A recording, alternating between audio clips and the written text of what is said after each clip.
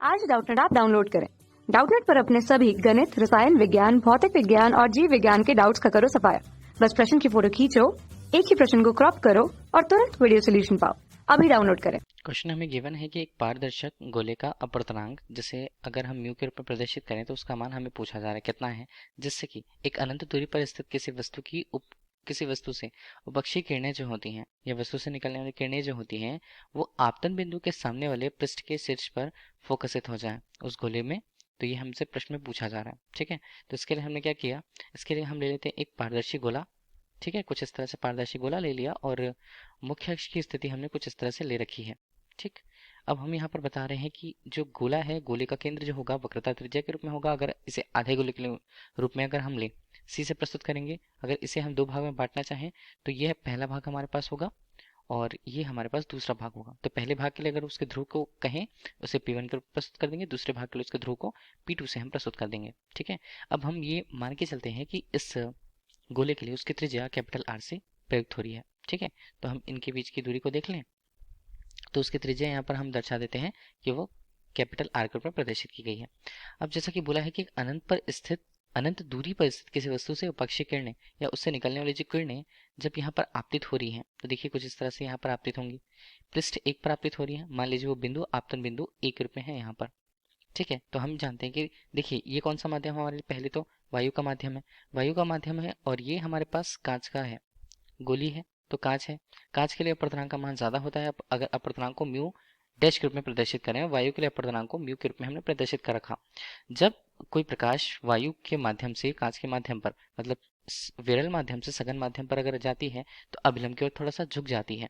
तो अभिलंब की ओर झुक जाती है तो ये फोकसित होते हुए कुछ इस तरह से इस बिंदु पर हमें प्राप्त होती है। ये हमने मान के चला। ठीक है, तो हमें आई वस्तु का इमेज हमें कुछ यहाँ पर मिलेगा, जबकि वस्तु अनंत पर स्थित है ओ के रूप में। हम ये मान के चलते हैं। अब बोला है कि आपतन बिंदु के सामने वाले पृष्ठ के शीर्ष पर फोकसित होती हैं, तो हम उसे इस लाइन को आगे बढ़ा करके देखें तो देखिए अगर ये यहाँ पर विचलित नहीं हुई थी, अपवर्तित नहीं हुई होती तो कुछ इस तरह से इसकी रेखा होती। तो सामने वाले पृष्ठ पर जब वो फोकसित हो रही है ये बोला जा रहा है। इस बीच पे अगर हम माध्यम देखें, माध्यम वायु के माध्यम से कांच के माध्यम में जब प्रकाश प्रवेश कर रही है तो इससे संबंधित जो अपवर्तन का नियम होता है इसे हम लिखेंगे कि एक माध्यम हमारे पास म्यू है तो दूसरे माध्यम म्यू डैश में, दूसरे माध्यम में जाने के पर जो अपवर्तन का नियम होता है, अपवर्तन नियम या अपवर्तन सूत्र हम उसे कहें तो उसे क्या लिखा जाएगा, ये हमारे पास बनेगा जिस माध्यम में हम जा रहे हैं हमारे पास है, तो जिस माध्यम में जा रहे हैं वो हमारे बनता है म्यू डैश बटे हम करें तो ये मान हमारे लिए कितना होगा v। यहाँ पर प्रतिबिंब की स्थिति को बताएगा। अब यहाँ पर हम लिखें म्यू और यहाँ पर वस्तु की स्थिति को प्रदर्शित करें जिसका मान क्या होगा, जिसका मान होगा म्यू डैश ऋण म्यू बटे यहाँ पर कैपिटल R के रूप में। ठीक है, ये हमें बता रहा है अपवर्तन के सूत्र को। अब इस बीच हम मान को देखें तो निकालना होगा, इसलिए हमने म्यू डैश रखा उसे। और वस्तु के प्रतिबिंब की स्थिति हमें कहाँ मिल रही है, वो ध्रुव P1 पहले पृष्ठ से देखें तो वो P2 की तरफ जो दूरी है वो कितनी दूरी होगी, टोटल 2r की दूरी होगी। इस बीच अगर हम वायु के लिए उसके अपवर्तनांक को देखें तो 1 होता है। u का मान हम देखें तो वो अनंत पर स्थित है। इस तरह से इसका मान क्या बनेगा, म्यू डैश ऋण 1 बटे r के रूप में। यहाँ पर मान कितना होता है, कुल मिलाकर के इसका मान बन जाता है 0।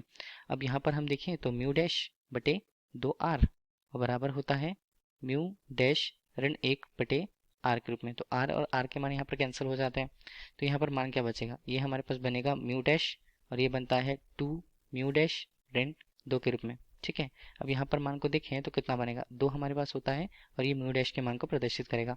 म्यू डैश हमें क्या बता रहा है, म्यू डैश हमें बता रहा है कि जो माध्यम का अपवर्तनांक होगा, मतलब कांच का अपवर्तनांक कितना होना चाहिए इस कंडीशन के लिए, तो हमारे पास इसका मान 2 आता है। यही हमारे लिए क्वेश्चन का आंसर होगा।